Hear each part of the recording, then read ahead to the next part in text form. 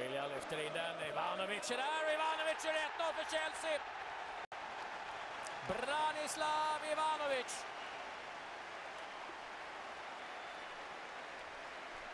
Branislav Ivanovic vinner den här duellen. Han gör det rejält. Det är riktigt bra avslut ifrån Ivanovic. Coates är det som inte kommer upp. Han är på den lite grann, Pantilimon, men Chelsea tar ledningen genom Branislav Ivanovic. Med bollen igen, Costa är där och så är det Pedro och det är 2-0 till Chelsea efter 13 minuter. Pedro målskytt. De har verkligen släppt på handbromsen i Chelsea. Det är full fart framåt och man hittar möjligheter, man hittar ytor och man hittar också målet. Pedro med 2-0 målet efter 13 minuter spel.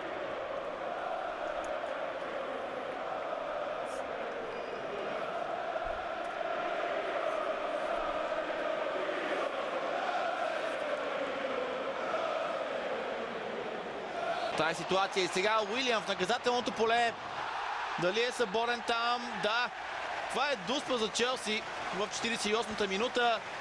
Не е особено качествено отиграване на Костел Пантилимон, а и на отбраната пред него. Уилиан е този, който беше препънат. Много хубав пас на Педро. Не успя Ван Анхол да стигне до топката. След това скоростта на Уилиан се оказа твърде висока и за Костел Пантилимон.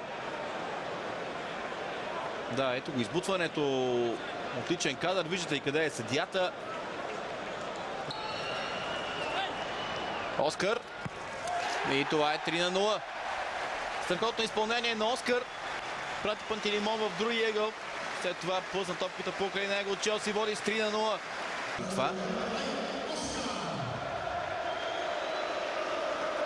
Просто видя движение. Това е центриране на Адам Джонсън. Кабул е сам и това е гол за Съндърланд. Има ли засада? Явно не. Съндърланд връща едно попадение точно чрез Фабио Борини. Макар че топката вероятно ще да попадне в мрежата и без наместа на Борини. Няма никаква засада. Не, там има спасяване на Тибо Куртуа.